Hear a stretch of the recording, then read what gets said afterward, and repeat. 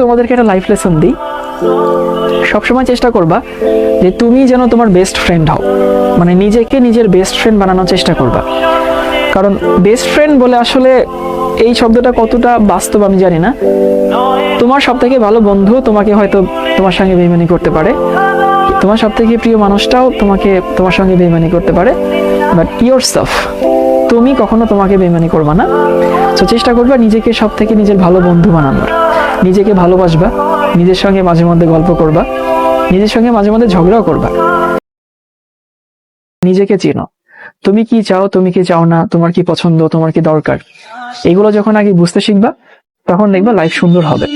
কিন্তু তোমার সব থেকে বড় বন্ধু যেন তুমি নিজে হও। নিজেকে বোঝার চেষ্টা করবা, নিজেকে বোঝানোর চেষ্টা করবা যে কি চাই কি চাই না, কোনটা দরকার, কোন দিকে যাব কোন দিকে যাব না। দেখবা যে চারিদিকটা একটু সুন্দর মনে হবে। So your best friend has to be yourself.